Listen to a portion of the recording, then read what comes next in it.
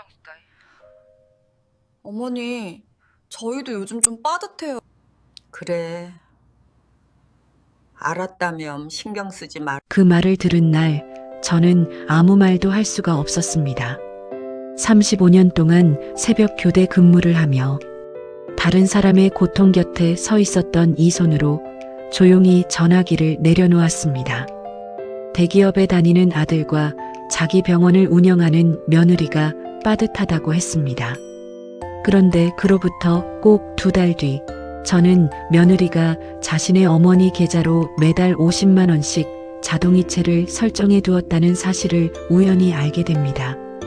같은 달에 무슨 일이 있었던 걸까요? 35년의 손, 그리고 텅 빈 오후. 흰 가운을 벗은 지 꼭 2년이 지났습니다. 이순자, 올해 67. 경기도 고양시 일산의 한 종합병원에서 35년을 간호사로 살았습니다. 병원 복도의 형광등 불빛 아래서 수없이 많은 새벽을 보냈습니다. 차갑고 소독약 냄새가 배어있는 그 복도를 이순자는 아직도 가끔 꿈에서 걷습니다. 퇴직하고 나서 한동안은 새벽 5시면 눈이 떠졌습니다. 몸에 새겨진 35년의 리듬이 쉽게 사라지지 않았습니다. 이순자는 그 이른 새벽마다 베개에 얼굴을 묻고 잠시 눈을 감았다가 결국 일어나 부엌으로 나왔습니다. 보리차를 올리고 창밖의 어둠이 조금씩 옅어지는 것을 바라봤습니다. 그것이 이순자의 새벽이었습니다. 남편 최병철은 이순자보다 2살 위였습니다. 30년을 우체국에서 일하고 정년 퇴직한 사람이었습니다. 말이 많은 편이 아니었습니다. 그런데 이상하게도 이순자가 힘들 때마다 옆에 있어주는 사람이었습니다. 아무 말 없이 따뜻한 것 한 잔을 슬며시 옆에 놓아주는 그런 사람이었습니다. 일산 마두역 근처 방 3개짜리 32평 아파트. 1998년에 2사람 이름으로 처음 등기를 쳤습니다. 그 후로 한 번도 대출을 진 적이 없었습니다. 남편의 공무원 연금이 매달 220만 원, 이순자의 간호직 퇴직연금이 매달 200만 원, 합치면 420만 원. 주변 친구들이 하나같이 부러워했습니다. 순자야, 너네는 진짜 노후 걱정 없겠다. 그 말을 들을 때마다 이순자는 겸연쩍게 웃었습니다. 솔직히 그렇게 생각했습니다. 아들 최동현은 명문대를 나와 대기업 해외 영업팀에서 일했습니다. 결혼 후 서울 마포구 신축 아파트에서 살고 있었습니다. 며느리 강지연은 피부과 의원을 운영했습니다. 처음 동현이가 소개해줬을 때 이순자는 속으로 많이 놀랐습니다. 반듯한 이목구비에 조용하고 절도 있는 말투. 상견례 자리에서 어머니 잘 부탁드립니다. 라고 또렷하게 인사하던 그 모습이 오래도록 기억에 남았습니다. 딸 최미진은 차로 20분 거리에 살았습니다. 초등학교 교사인 미진이는 결혼 후 아이 둘을 낳았습니다. 첫째 준서가 7살, 둘째 하은이가 5살이었습니다. 손주들이 할머니 하며 달려올 때면 이순자는 온몸에 힘이 빠지면서도 동시에 모든 피로가 씻겨나가는 그 이상한 감각을 알고 있었습니다. 퇴직 후 이순자는 남편과 함께 집 근처 한강 자전거 길을 걷는 것을 낙으로 삼았습니다. 아침을 차리고 함께 먹고 설거지를 하고 산책을 다녀오고 오후엔 동네 복지관 수채화 수업을 들었습니다. 단순하고 조용하고 더없이 평화로운 날들이었습니다. 그런데 그 평화는 아직 시험을 받지 않은 평화였습니다. 시험은 2022년 가을 아들 최동현이 해외 발령을 마치고 국내로 복귀하면서 시작됐습니다. 처음엔 그것이 시험인 줄 몰랐습니다. 동현이가 돌아온다는 소식에 이순자는 새벽부터 미역국을 끓였습니다. 공항에 마중을 나갔고 동현이가 트레이를 끌며 출구를 나오던 그 순간 이순자의 눈에 눈물이 맺혔습니다. 그 눈물이 얼마나 빨리 다른 종류의 것으로 변하게 될지 그때는 알지 못했습니다. 귀국하고 사흘 뒤 며느리 강지연에게서 결혼 이후 처음으로 직접 전화가 걸려왔습니다. 용건은 딱 하나였습니다. 그 전화 한 통이 이순자의 일상을 완전히 바꿔놓기 시작합니다. 지금 이 이야기가 조금이라도 마음에 닿으셨다면 구독과 좋아요를 먼저 눌러주세요. 여러분의 클릭 하나가 오늘도 어딘가에서 혼자 부엌에 서 계실 어머니들께 이 이야기를 닿게 해줍니다. 전화기 너머 강지연의 목소리는 늘 그렇듯 낮고 단정했습니다. 어머니, 저 다름이 아니라요. 동현이가 귀국하고 나서 정신이 없어서요. 이번 추석 제사는 어머니가 맡아주실 수 있을까요? 이순자는 잠깐 멈췄습니다. 물론이지, 내가 하면 되지. 그렇게 대답하는데 망설임이 없었습니다. 35년을 새벽 교대 근무를 하면서도 제사는 한 번도 거른 적이 없었습니다. 이 정도는 할 수 있다고 생각했습니다. 그것이 첫 번째 실수였습니다. 추석 당일 이순자는 새벽 6시에 일어났습니다. 냉장고에 전날 밤 손질해둔 재료들이 빼곡했습니다. 도라지 무침, 고사리 볶음, 동태전, 육전, 잡채, 토랑국. 혼자 장을 본 것도, 혼자 손질한 것도 이순자였습니다. 남편 최병철이 앞치마를 두르려 했지만 허리 디스크가 재발한 상태였습니다. 괜찮아요. 당신은 쉬어요. 이순자는 기름 냄새 가득한 부엌에서 혼자 전을 부쳤습니다. 손등에 기름이 튀었습니다. 따가웠지만 멈추지 않았습니다. 딸 최미진이 아이들을 데리고 일찍 왔습니다. 미진아, 앞치마 거기 걸려 있어. 전 좀 같이 붙이자. 미진이 웃으며 대답했습니다. 엄마, 나 애들 챙기느라 손이 없어. 7살 준서와 5살 하은이가 거실을 뛰어다녔습니다. 부엌 가까이 오면 위험하다고 몇 번이나 주의를 줬지만 아이들은 말을 듣지 않았습니다. 미진이는 소파에 앉아 핸드폰을 들여다봤습니다. 아들 동현이와 며느리 강지연이 도착한 것은 저녁 7시가 넘어서였습니다. 오늘 급한 일이 있었어요. 늦어서 정말 죄송해요. 강지연은 현관에서 반듯하게 고개를 숙였습니다. 예의는 있었습니다. 그런데 이순자는 오랜 시간 사람의 눈빛을 읽어온 사람이었습니다. 저 눈빛은 미안함이 아니었습니다. 이미 이쯤에서 자신의 역할이 끝났다고 생각하는 사람의 눈빛이었습니다. 강지연은 소파에 앉아 핸드폰을 꺼냈습니다. 동현이는 아버지 옆에 앉아 이런저런 이야기를 나눴습니다. 제사상 차리는 일은 여전히 이순자 혼자였습니다. 뒷정리가 끝나고 이순자가 부엌불을 끈 것은 새벽 2시가 넘어서였습니다. 동현이가 거실에서 중얼거렸습니다. 이런 거 차리는 거 엄마는 힘들지도 않으시죠? 이순자는 그 말을 듣고 한참을 가만히 서 있었습니다. 힘들지 않다고 생각하는 것인지, 힘들어도 괜찮다고 여기는 것인지, 어느 쪽이든 대답할 말이 없었습니다. 불 꺼진 부엌에 혼자 서서 이순자는 잠깐 눈을 감았습니다. 허리가 끊어질 것 같았습니다. 그런데 그보다 더 무거운 것이 가슴 어딘가에 얹혀 있었습니다. 그로부터 2주가 지났습니다. 강지연에게서 다시 전화가 왔습니다. 이번엔 제사 이야기가 아니었습니다. 어머니, 반찬을 좀 부탁드려도 될까요? 그 말이 시작이었습니다. 그리고 그 부탁이 어떻게 변해가는지를 이순자는 그때까지 몰랐습니다. 반찬 부탁은 처음엔 정말 가끔이었습니다.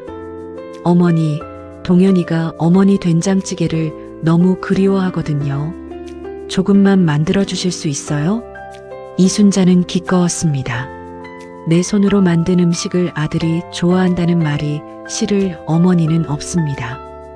처음엔 된장찌개였습니다. 다음엔 깍두기였습니다. 그 다음엔 제육볶음이었습니다. 그런데 어느 순간부터 달라졌습니다.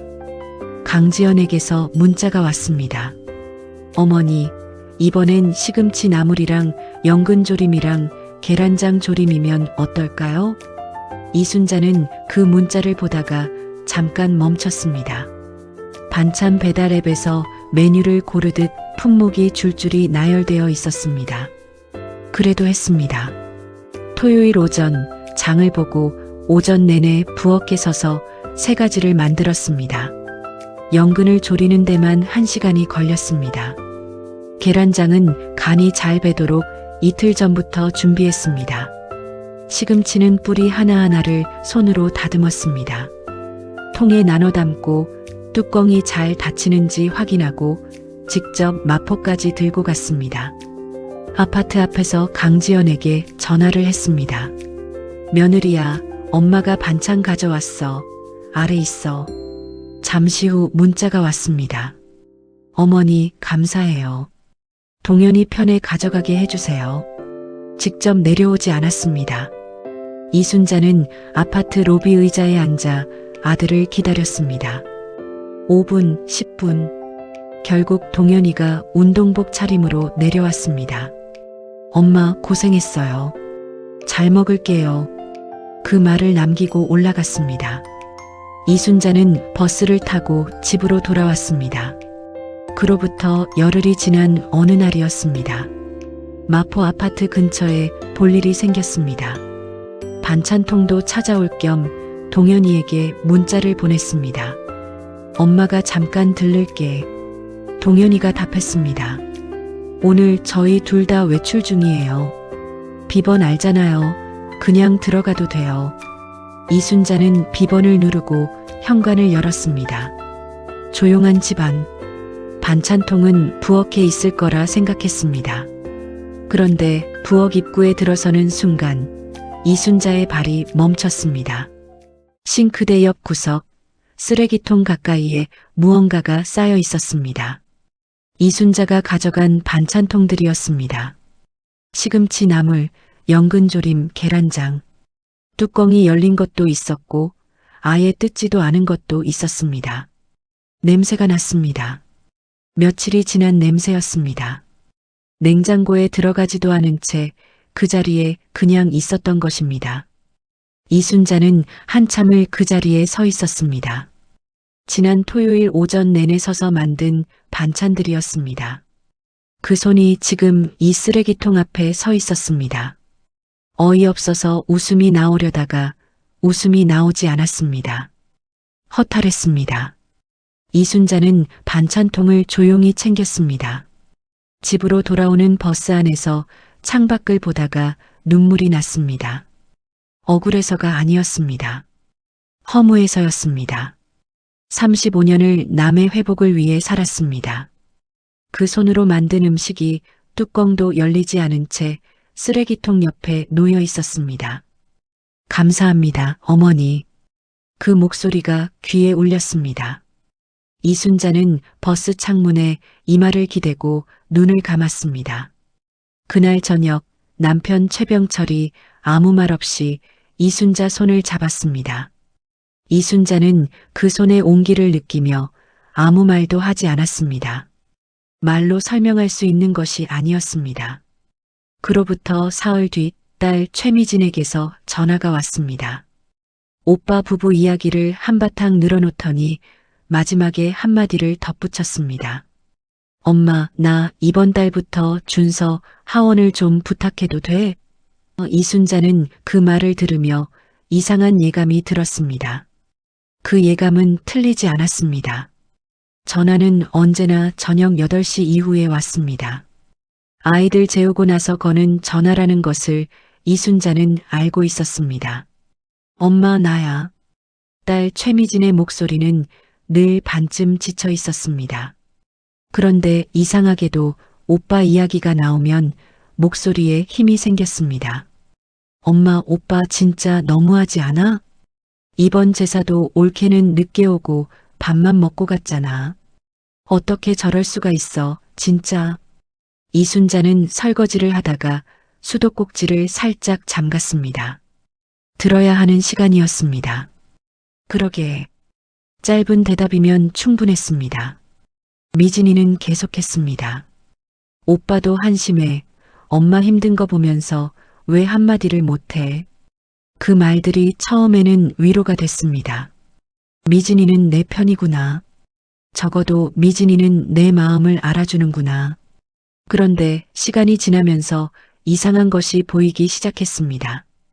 오빠 부부 욕을 누구보다 잘하는 미진이가 정작 이순자에게 요구하는 것은 오빠 부부 못지 않았습니다. 아니, 어떤 면에서는 더했습니다. 처음 시작은 하원이었습니다. 엄마, 나 요즘 학교 일이 너무 많아서요. 준서 하원을 엄마가 좀 해줄 수 있어? 처음엔 일주일에 2번이었습니다. 2번이 3번이 됐고 3번이 매일이 됐습니다. 오전에 어린이집에 데려다주고 오후 4시에 데려오고 미진이가 퇴근할 때까지 아이를 봤습니다. 미진이의 퇴근 시간은 일정하지 않았습니다. 6시라고 했다가 7시가 되고 7시라고 했다가 8시가 넘는 날도 있었습니다. 이순자는 그 시간 동안 준서를 먹이고 씻기고 숙제를 봐줬습니다. 반찬 요구도 슬그머니 시작됐습니다. 엄마, 우리 반찬이 좀 떨어졌어. 처음엔 된장찌개였습니다. 다음엔 깍두기였습니다. 그 다음엔 메뉴가 지정되기 시작했습니다. 엄마, 이번엔 애들이 좋아하는 소불고기랑 시금치 나물이면 어떨까? 이순자는 그 문자를 보며 잠깐 눈을 감았습니다. 강지연과 미진이는 방식이 달랐습니다. 강지연은 차갑고 절도 있는 방식으로 이순자를 소모했습니다. 미진이는 달랐습니다. 미진이는 따뜻한 목소리로 엄마 나밖에 없잖아 라는 말로 이순자를 소모했습니다. 어떤 면에서 그것이 더 지독했습니다. 거절할 수 없게 만드는 방식이었기 때문입니다. 명절이 가장 심했습니다. 추석이나 설이 다가오면 미진이는 며칠 전부터 슬쩍슬쩍 말을 꺼냈습니다. 엄마, 이번 연휴에 재호 씨랑 오랜만에 둘이 쉬고 싶은데 준서 하은이 좀 맡아줄 수 있어? 이순자는 그때마다 잠깐 망설였습니다.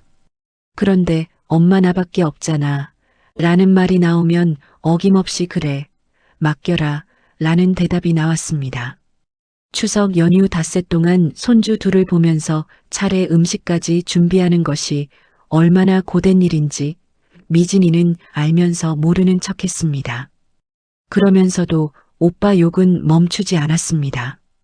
엄마, 올케는 진짜 뭐하는 사람이야. 명절마다 친정 식구들이랑 해외여행이나 다니고.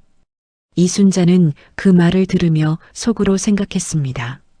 미진아, 너도 이번 추석에 제주도 갔잖아. 그 말은 끝내 입 밖으로 나오지 않았습니다. 그냥 웃으며 그러게 라고 했습니다. 이순자는 그런 어머니였습니다. 참고 웃고 다시 부엌으로 들어가는 딸은 말로, 며느리는 거리로 이순자를 대했습니다. 방식은 달랐지만 결과는 같았습니다. 이순자를 당연한 사람으로 여기되 그것에 대해 오래 생각하지 않는 것. 그 사실을 이순자가 온전히 직면하게 되는 날은 아직 오지 않았습니다. 그런데 그날은 생각보다 빨리 오고 있었습니다. 그해 가을, 이순자의 몸이 처음으로 이상한 신호를 보내기 시작했습니다. 아침에 일어나면 뒷목이 뻣뻣했습니다. 계단을 오르다 갑자기 어지러운 적이 2번 있었습니다. 잠을 자도 피곤한 느낌이 가시지 않았습니다. 35년을 의료 현장에서 보낸 사람으로서 이 신호가 무엇을 의미하는지 이순자는 알고 있었습니다. 병원에 가봐야 한다는 것도 알고 있었습니다. 그런데 차일피일 미뤘습니다. 준서 하원이 있었고 반찬을 만들어야 했고 다음 주 명절 음식 준비가 기다리고 있었습니다. 자신의 몸이 보내는 신호는 항상 나중으로 밀렸습니다. 35년 동안 남의 몸을 먼저 챙기며 살아온 사람의 습관이었습니다. 추석 연휴 사흘 전 미진이가 캐리어를 끌고 아이 둘을 데려다 놓고 공항으로 떠나던 날 아침이었습니다. 이순자는 현관에서 손을 흔들다가 갑자기 눈앞이 하얗게 번쩍이는 것을 느꼈습니다. 벽을 짚었습니다. 아무도 보지 못했습니다. 그리고 사흘 뒤 이순자는 부엌 바닥에서 의식을 잃게 됩니다. 일산 마두역 근처 32평 아파트. 이 집이 이순자와 최병철의 이름으로 등기가 된 것은 1998년이었습니다. 그때 이순자는 40이었고 최병철은 42이었습니다. 두 사람이 10년 넘게 모은 돈을 합쳐서 처음으로 장만한 집이었습니다. 입주하던 날 최병철이 현관 앞에서 사진을 찍자고 했습니다. 이순자가 웃으며 서서 찍은 그 사진이 지금도 안방 서랍 안에 있었습니다. 그 집이 25살이 됐습니다. 노후배관 문제가 처음 불거진 것은 2023년 초봄이었습니다. 수도를 틀면 처음 몇 초 동안 탁한 빛깔의 물이 나왔습니다. 업체를 불러 점검을 받았더니 전체 배관 교체가 필요하다고 했습니다. 견적서에 적힌 숫자는 3천만 원이었습니다. 이순자와 최병철은 그 종이를 앞에 놓고 한참 말이 없었습니다. 매달 들어오는 연금이 420만 원이었지만 생활비와 공과금, 손주들 용돈, 미진이네 반찬 재료비를 빼고 나면 매달 남는 돈이 많지 않았습니다. 그동안 부어온 적금이 있긴 했지만 3천만 원을 한꺼번에 쓰는 것은 부담이었습니다. 이순자는 며칠을 고민하다가 아들 최동현에게 전화를 걸었습니다. 동현아, 네 엄마. 엄마가 부탁이 있는데 우리 집 배관을 교체해야 하는데 3천만 원이 드는데 말이야. 잠깐 빌려줄 수 있어? 나중에 꼭 갚을게. 전화기 너머로 잠깐의 침묵이 흘렀습니다. 엄마, 저희도 요즘 좀 빠듯해요. 이순자는 그래, 알았어. 걱정하지 마 라고 하고 전화를 끊었습니다. 빠듯하다. 그 단어가 이순자의 머릿속에서 한동안 맴돌았습니다. 이순자는 그 말이 거짓이라고 생각하지 않으려 했습니다. 서울에서 살면서 아파트 대출을 갚고 두 사람 나름의 씀씀이가 있을 것이라고 생각했습니다. 그냥 그런가 보다 하고 덮으려 했습니다. 그런데 2달 뒤에 일이 생겼습니다. 딸 미진이가 와서 밥을 먹고 이런저런 이야기를 나누다가 불쑥 말을 꺼냈습니다. 엄마, 오빠네 강아지 있잖아, 말티즈. 그게 이번에 아파서 동물병원에 갔더니 치료비가 150만 원이 나왔대. 150만 원. 근데 올케가 아깝다는 소리 한마디도 안 했다는 거 있지. 이순자는 설거지하던 손을 멈췄습니다. 강아지 치료비 150만 원은 아깝지 않고 어머니 집 배관 수리비 3천만 원은 빠듯하다. 그 두 가지가 이순자의 머릿속에서 나란히 놓였습니다. 미진이는 계속 말하고 있었습니다. 진짜 웃기지 않아. 엄마 강아지한테는 그 돈도 안 아깝다는 거잖아. 이순자는 그 말에 대답하지 않았습니다. 수도꼭지를 잠그고 행주로 손을 닦았습니다. 손이 조금 떨렸습니다. 억울해서가 아니었습니다. 그 순간 선명하게 알게 된 것이 있었기 때문이었습니다. 아들 부부에게 이순자는 강아지보다 나중이었습니다. 아니, 정확히는 이렇습니다. 강아지는 지금 눈앞에서 아프고 있고 어머니는 멀리 계신 어머니이기 때문에 강아지가 먼저인 것입니다. 서운함보다 쓸쓸함이 컸습니다. 나쁜 아들이었다면 차라리 마음이 편했을지 모릅니다. 동현이는 전화도 하고 생신의 선물도 챙기고 명절엔 얼굴을 내밀었습니다. 그냥 우선순위에서 어머니가 뒤에 있는 것뿐이었습니다. 그리고 그 우선순위는 어쩌면 이순자가 만들어준 것인지도 모른다는 생각이 들었습니다. 항상 다 해줬으니까 어머니는 언제나 괜찮은 사람이 된 것입니다. 항상 버텨왔으니까 어머니는 절대 흔들리지 않는 사람이 된 것입니다. 그날 밤 이순자는 최병철 옆에 누워 천장을 오래 바라봤습니다. 남편은 일찍 잠이 들었습니다. 창밖에서 바람소리가 들렸습니다. 아파트 복도를 훑고 지나가는 가을 바람이었습니다. 이순자는 그 소리를 들으며 생각했습니다. 나는 지금 잘 살고 있는 걸까? 그 질문에 대한 대답을 찾기 전에 몸이 먼저 신호를 보냈습니다. 그날 밤 이순자는 잠을 이루지 못했습니다. 다음 날 아침 뒷목의 뻣뻣함이 전날보다 심해진 것을 느꼈습니다. 병원에 가야겠다고 생각했습니다. 그런데 그날 오전 미진이에게서 문자가 왔습니다. 엄마, 오늘 준서 하원 부탁해. 나 오늘 학교 행사야. 이순자는 그 문자를 보다가 외투를 다시 벽에 걸었습니다. 병원은 또 다음으로 밀렸습니다. 친정 엄마한테는 매달 50만 원을, 시어머니한테는 봉투를. 며느리 강지연이 봉투를 처음 보내온 것은 결혼 이듬해 설날이었습니다. 동현이 편에 흰 봉투 하나가 왔습니다. 엄마, 지연이가 어머니 드리래요. 봉투 안에는 5만 원짜리 지폐가 6장 들어 있었습니다. 이순자는 고맙다는 말을 했습니다.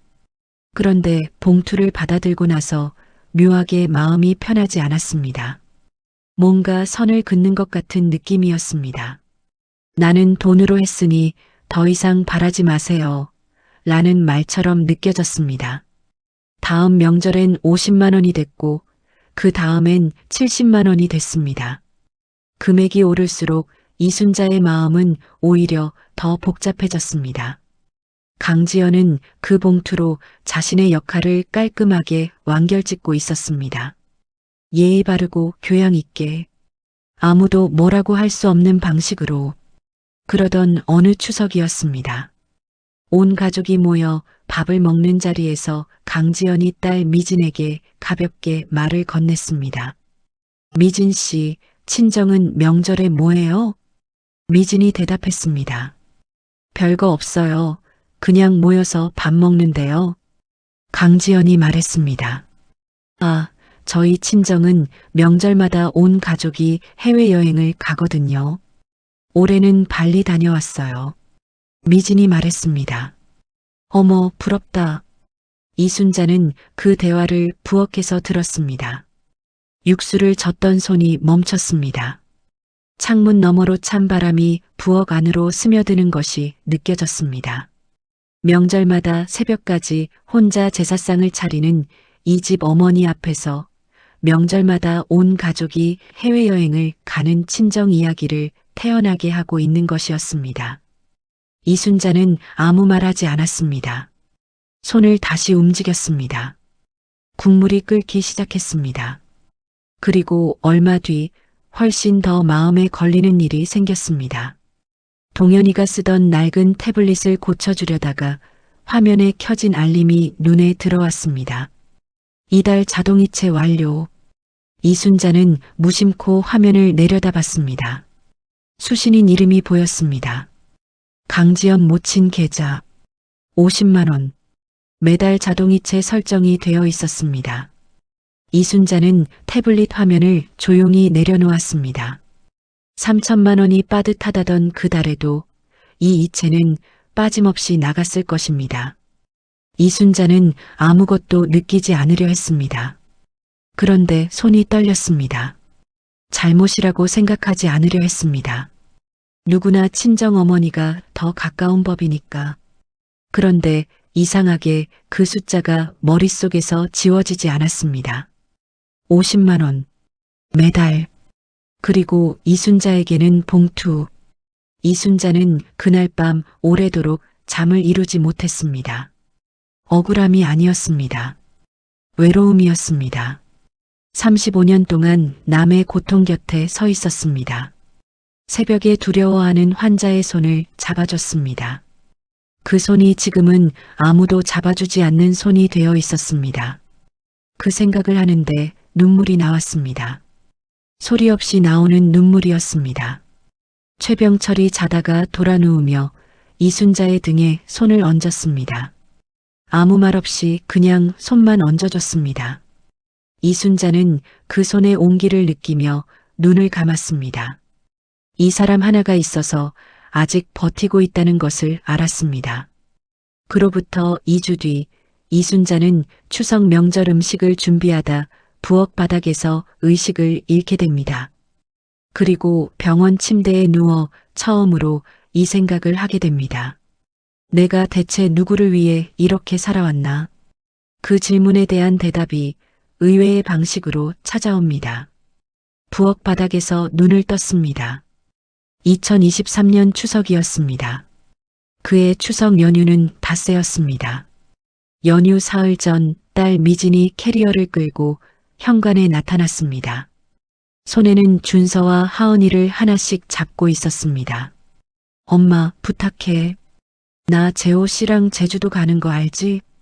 이순자는 현관에서 아이들을 받아 안았습니다. 잘 다녀와. 미진이는 아이들 볼에 입을 맞추고 캐리어를 끌며 엘리베이터를 탔습니다. 문이 닫혔습니다. 이순자는 양손에 아이들을 하나씩 잡고 집 안으로 들어왔습니다. 그 무렵 이순자의 몸 상태는 좋지 않았습니다. 뒷목이 늘 뻣뻣하고 아침마다 두통이 왔습니다. 잠을 충분히 자도 피곤함이 가시지 않는 날이 몇 주째 이어지고 있었습니다. 병원에 가야 했습니다. 그런데 지금은 손주들이 있었습니다. 명절이 끝나고 나서 가면 된다고 생각했습니다. 추석 당일 아침 이순자는 5시에 눈이 떠졌습니다. 부엌 불을 켰습니다. 노란 불빛이 작은 부엌을 채웠습니다. 전 부칠 재료들이 전날 밤부터 손질되어 냉장고에 들어가 있었습니다. 동태전, 호박전, 육전, 고사리 볶음, 도라지 무침, 토랑국. 이순자는 기름을 두르고 팬을 달궜습니다. 아이들이 깨기 전에 최대한 해놓아야 했습니다. 기름 냄새가 부엌 가득 차올랐습니다. 오전 8시쯤 준서와 하은이가 눈을 비비며 부엌으로 왔습니다. 할머니 나도 할래. 준서가 반죽에 손을 뻗었습니다. 이순자는 아이가 기름 가까이 오지 못하게 하면서 동시에 전을 부쳤습니다. 남편 최병철이 아이들을 데리고 잠깐 밖으로 나가줬습니다. 그런데 허리가 좋지 않은 남편이 오래 데리고 있을 수는 없었습니다. 1시간도 안 돼 아이들과 함께 돌아왔습니다. 이순자는 쉬지 않고 부엌에 서 있었습니다. 점심이 지나고 오후가 됐습니다. 저녁 무렵 아들 동현이와 며느리 강지연이 도착했습니다. 이번에도 강지연은 늦었습니다. 오늘 급하게 처리할 일이 있었어요, 어머니.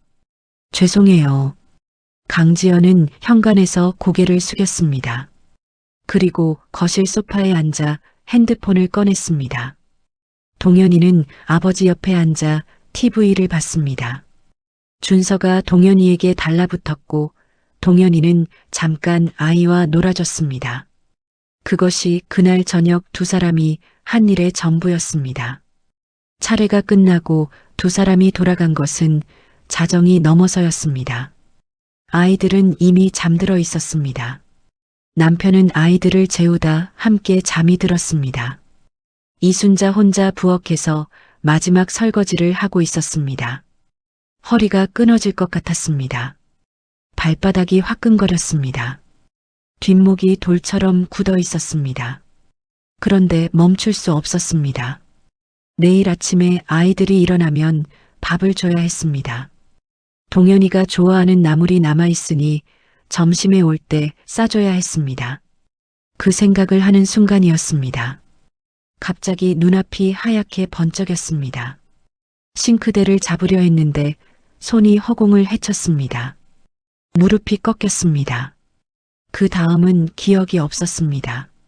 새벽에 물을 마시러 나오던 최병철이 부엌 바닥에 주저앉아 있는 이순자를 발견했습니다. 곧바로 병원으로 향했습니다. 몸이 오랫동안 보내온 신호가 마침내 폭발한 날이었습니다. 입원이 필요하다는 말을 들으면서 이순자는 이상하게도 무섭지 않았습니다. 그냥 피곤했습니다. 몸이 아니라 마음이. 입원실에 누워 흰 천장을 바라보다가 복도에서 동현이와 미진이의 목소리가 흘러 들어왔습니다. 동현이가 낮은 목소리로 말했습니다. 미진아, 입원비가 꽤 나올 것 같은데 실손보험 적용 범위 알아봤어? 미진이가 대답했습니다. 나는 잘 모르겠어. 오빠가 알아봐야지. 나한테 왜 물어봐. 이순자는 눈을 감았습니다. 병원비 걱정이 아니었습니다. 두 사람의 목소리에 담긴 온도가 문제였습니다. 자식이 걱정되어 달려온 것인지, 다른 무언가가 걱정되어 달려온 것인지, 그 경계가 너무 흐릿했습니다.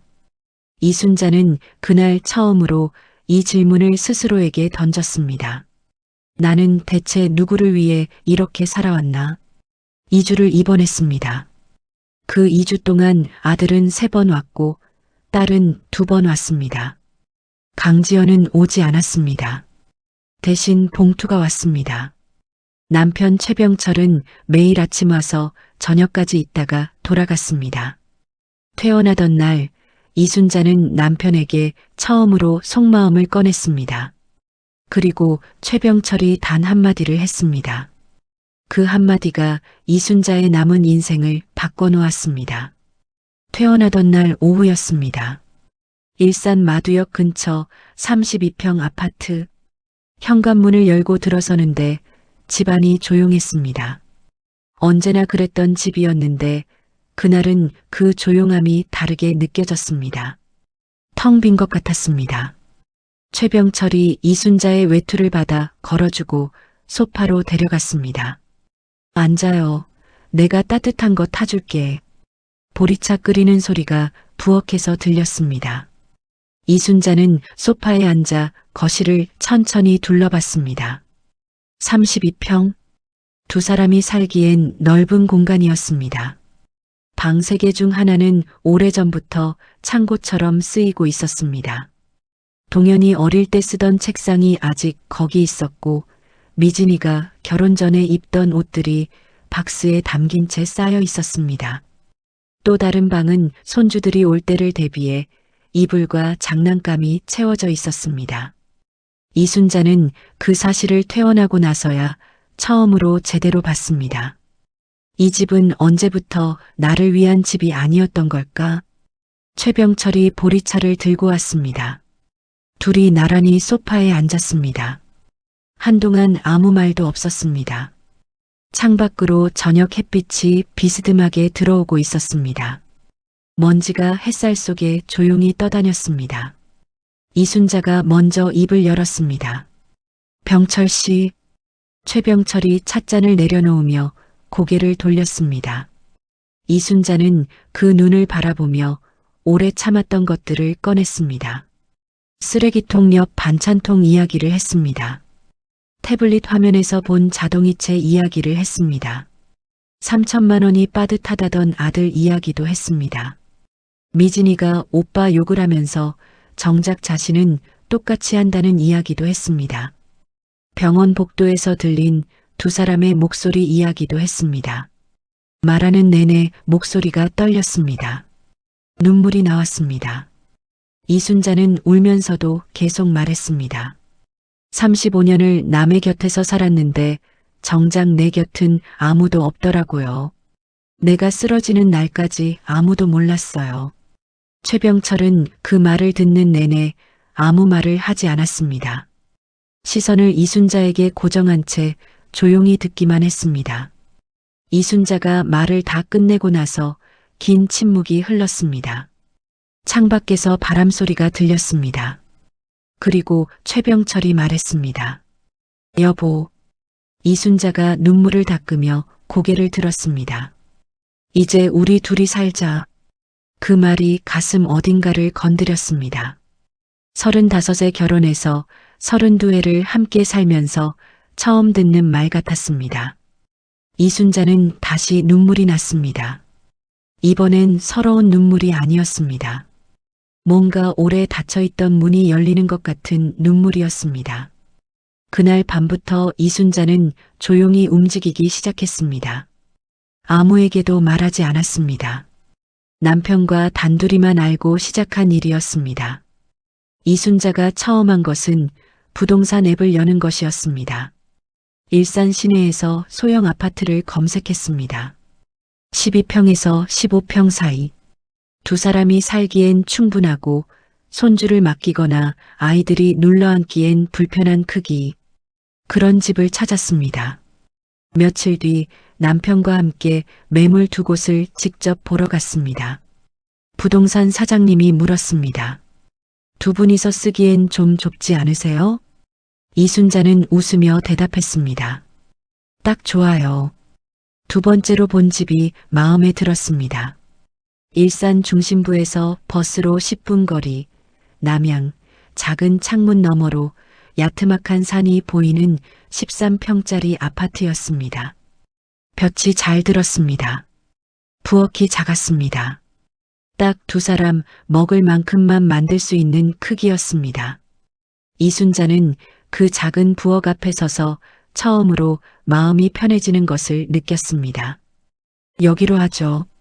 최병철이 고개를 끄덕였습니다. 계약을 했습니다.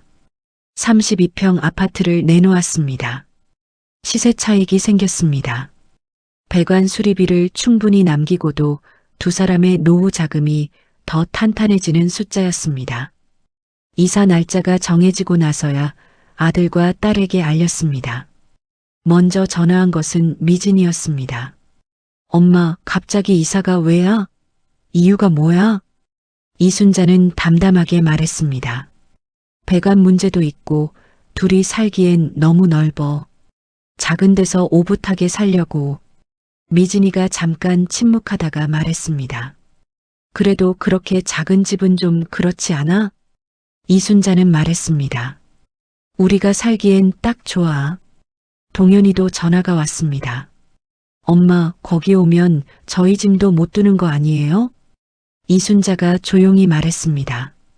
동현아, 엄마 집에 너희 짐 둘 공간이 왜 있어야 하는지 엄마는 잘 모르겠어. 전화기 너머로 침묵이 흘렀습니다. 이순자는 그 침묵이 불편하지 않았습니다. 처음으로 이사 준비를 하면서 이순자는 오래된 물건들을 정리했습니다. 동현이 책상을 버렸습니다. 미진이 옷박스를 처분했습니다. 손주 방에 쌓아뒀던 장난감들을 복지관 기증함에 넣었습니다. 버릴 때마다 이상하게 가벼워졌습니다. 물건이 줄어드는 게 아니라 오래된 짐이 하나씩 내려지는 느낌이었습니다. 이사 전날 밤 이순자와 최병철은 텅 빈 거실에 나란히 앉았습니다. 가구가 다 빠져나간 거실에 두 사람만 남았습니다. 여기서 참 오래 살았네. 최병철이 중얼거렸습니다. 이순자는 그 말에 대답 대신 남편 손을 꼭 잡았습니다. 내일부터는 진짜 우리 집으로 가는 거야.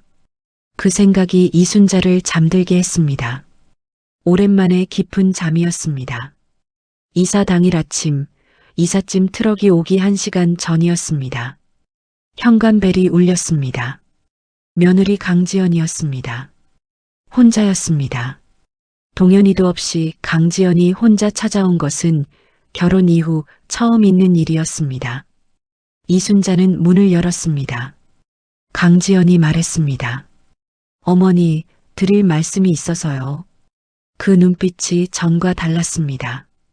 강지연은 현관에 서 있었습니다. 늘 단정하게 빗어내린 머리가 오늘은 약간 흐트러져 있었습니다. 손에는 아무것도 들고 있지 않았습니다. 봉투도 쇼핑백도 없었습니다. 이순자는 잠깐 그 얼굴을 바라보다가 말했습니다. 들어와요. 두 사람은 거의 다 비워진 거실에 마주 앉았습니다. 남아있는 의자 2개를 꺼내놓고 앉았습니다. 이삿짐 트럭이 오기까지 1시간이 남아있었습니다. 강지연이 먼저 말을 꺼냈습니다. 어머니, 이순자는 아무 말 없이 기다렸습니다. 저 오래 생각하다가 왔어요. 동현이는 몰라요. 오늘 제가 온 거. 이순자는 그 말에 표정을 바꾸지 않았습니다. 강지연이 무릎 위에 얹은 두 손이 살짝 떨리고 있었습니다. 어머니, 저 그동안 많이 이기적이었어요. 제사도 반찬도 명절도요. 어머니가 다 해주시는 게 당연한 줄 알았어요. 아니, 당연하지 않다는 걸 알면서도 모른 척 했어요. 반찬 받고 나서 그냥 둔 것도요. 어머니가 보셨을 것 같다는 생각을 했는데 먼저 말씀드리지 못했어요. 이순자는 아무 말도 하지 않았습니다. 강지연의 말이 계속됐습니다. 어머니 입원하셨을 때요. 병원에 못 간 게 바빠서가 아니었어요. 어머니 얼굴을 볼 자신이 없었어요. 그 말이 나오는 순간 강지연의 눈이 붉어졌습니다. 이순자는 그 얼굴을 가만히 바라봤습니다. 35년을 사람 곁에 있으면서 진심과 그렇지 않은 것을 구별하는 것이 어렵지 않았습니다. 지금 강지연의 얼굴은 진심이었습니다. 그런데 이순자의 마음 안에서 특별한 동요가 일지 않았습니다. 오래전이었다면 달랐을지 모릅니다. 이 말을 진작 들었다면 눈물이 나고 안아줬을지 모릅니다. 그런데 지금 이순자는 달랐습니다. 병원 침대에서 천장을 바라보며 보낸 이주가 이순자를 다른 사람으로 만들어 놓았습니다. 이순자는 조용히 입을 열었습니다. 지연아.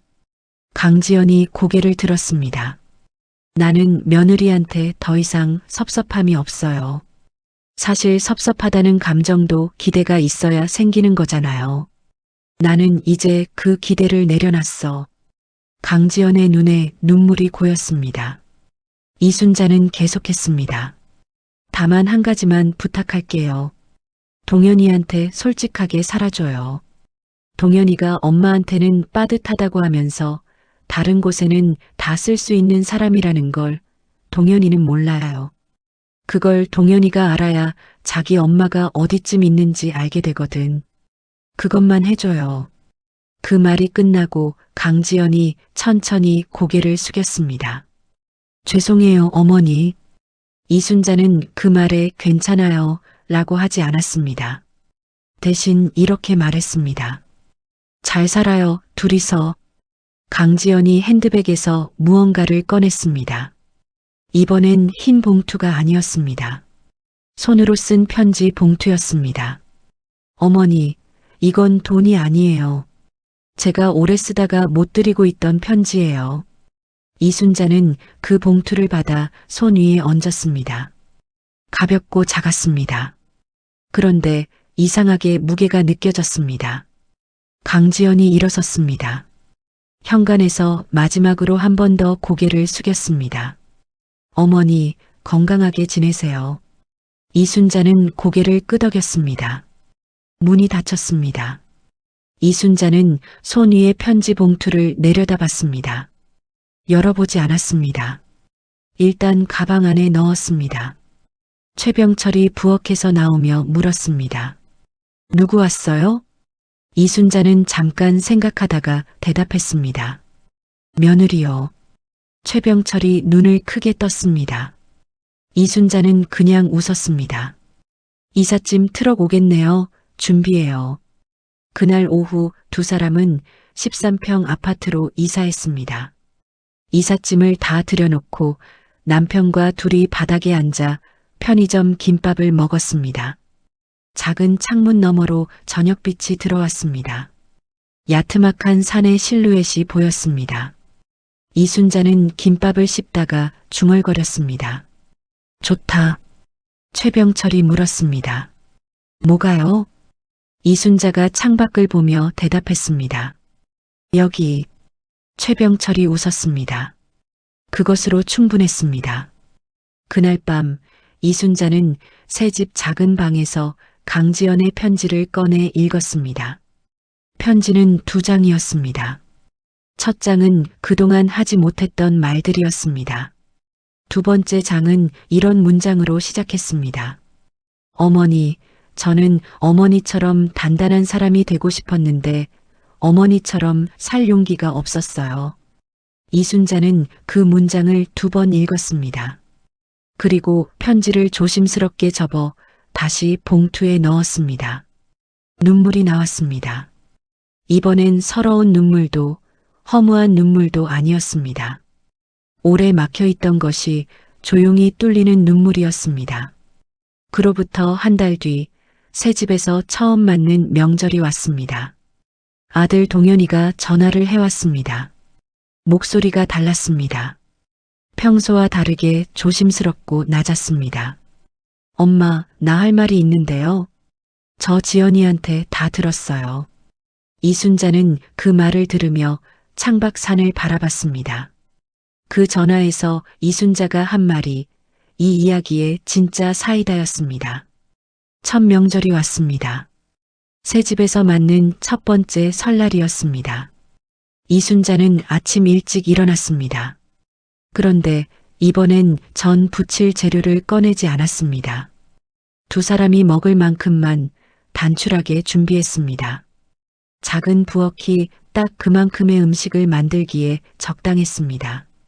오전 11시 동현이에게서 전화가 왔습니다. 엄마, 저희 오늘 가도 돼요? 이순자는 그래, 밥은 있어, 라고 했습니다. 오후 1시쯤 동현이와 강지연이 왔습니다. 13평 현관문을 열고 들어서는 두 사람이 잠깐 멈췄습니다. 작고 아담한 거실, 볕이 가득 든 남향 창문, 새로 들인 작은 소파 2개, 벽에는 이순자가 복지관 수채화 수업에서 직접 그린 그림 한 점이 걸려 있었습니다. 야트막한 산과 작은 집이 그려진 그림이었습니다. 어머니, 정말 아늑하네요. 강지연이 말했습니다. 그 말에 정과 다른 온기가 담겨 있었습니다. 이순자는 고맙다고 했습니다. 동현이가 거실을 둘러보다가 조용히 이순자 옆에 앉았습니다. 엄마, 이순자가 고개를 돌렸습니다. 저 지연이한테 다 들었어요. 배관 수리비 일도요. 그때 엄마한테 빠듯하다고 했던 거, 저 그 말이 아직도 마음에 걸려요. 이순자는 잠깐 창밖을 봤습니다. 산이 보였습니다. 야트막하고 조용한 산이었습니다. 동현아, 네 엄마. 나는 그 이야기 다시 꺼낼 생각 없어.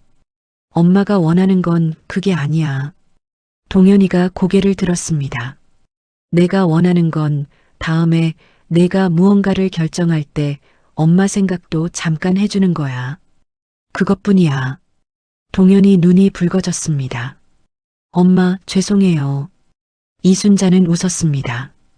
됐어. 밥 먹자. 오후에 딸 미진이 준서와 하은이를 데리고 왔습니다. 현관에 들어서자마자 준서가 뛰려다가 멈췄습니다. 좁아서 뛸 공간이 없었습니다. 미진이가 거실을 둘러보며 말했습니다. 엄마, 진짜 좁다. 이순자가 웃으며 말했습니다. 그러게, 오래 있기 불편하지. 미진이가 멋쩍게 웃었습니다. 밥을 먹고 나서 미진이가 스스로 설거지를 했습니다. 작은 부엌이라 둘이 서 있을 공간이 없었습니다. 이순자는 들어갈 자리가 없었습니다. 처음으로 명절 설거지를 하지 않았습니다. 소파에 앉아 남편 옆에서 손주들이 노는 것을 바라봤습니다. 이상한 느낌이었습니다. 낯설고 어색했습니다. 그런데 그 낯설미 나쁘지 않았습니다. 이것이 원래 명절의 모습이었는지도 모른다는 생각이 들었습니다. 준비하는 사람 따로, 먹는 사람 따로가 아니라 모두가 함께 있는 시간. 미진이가 아이들을 데리고 먼저 일어났습니다. 엄마, 좁아서 애들이 좀 힘들어하네. 이순자가 웃으며 말했습니다. 그러게, 좁아서 오래 있기 불편하지. 미진이는 그 말뜻을 알아들은 듯 잠깐 멈췄다가 웃었습니다. 엄마, 다음엔 우리 집으로 와. 이순자가 고개를 끄덕였습니다. 그래, 그러마. 동현이와 강지연도 이른 저녁에 일어났습니다. 강지연이 현관에서 코트를 입으며 이순자를 바라봤습니다. 어머니, 건강하게 지내세요. 이순자는 그 눈빛을 받았습니다. 너도 잘 지내요. 문이 닫혔습니다. 거실에 이순자와 최병철 두 사람만 남았습니다. 최병철이 부엌으로 가더니 커피를 2잔 타왔습니다. 두 사람은 나란히 소파에 앉았습니다. 작은 창문 너머로 일산의 저녁 불빛이 하나씩 켜지기 시작했습니다. 야트막한 산 위로 첫 별이 보였습니다. 여보, 이제 좀 어때요? 최병철이 물었습니다. 이순자는 커피잔을 두 손으로 감쌌습니다. 따뜻한 온기가 손바닥으로 전해졌습니다. 잠깐 생각했습니다. 35년 동안 남의 손을 잡아줬는데요. 이순자가 말했습니다. 오늘은 내 손이 따뜻하네요. 최병철이 아무 말 없이 이순자 손 위에 자신의 손을 얹었습니다. 창밖에서 바람이 불었습니다. 겨울 끝자락의 바람이었습니다. 봄이 오고 있다는 것을 아는 바람이었습니다. 이순자는 눈을 감았습니다. 다음 명절이 두렵지 않았습니다. 다음 명절을 기다리게 된 것이 아니라 다음 명절이 두렵지 않게 된 것. 그 차이가 이순자에게는 세상의 전부였습니다. 35년을 남을 위해 살았습니다. 그리고 이제 남은 날들은 자신을 위해 살기로 했습니다. 누군가의 어머니이기 전에, 누군가의 며느리이기 전에 이순자라는 사람으로, 그것으로 충분했습니다. 오늘 이순자의 이야기 어디까지 공감이 되셨나요? 지금 이 순간 누군가의 어머니로만 살고 계신 분이 이 영상을 보고 계신 건 아닐까요? 아니면 곁에서 이런 분을 보며 마음이 쓰이셨던 분도 계실 것 같습니다. 댓글에 딱 한 줄만 남겨주세요. 지금 내 마음이 어떤지, 혹은 이 이야기를 보며 떠오른 사람이 누구인지, 여러분의 댓글 한 줄이 오늘도 혼자 부엌에 서 계신 어머니들께 닿는 온기가 됩니다. 다음 이야기도 기다려주세요. 오늘 함께 해주셔서 고맙습니다.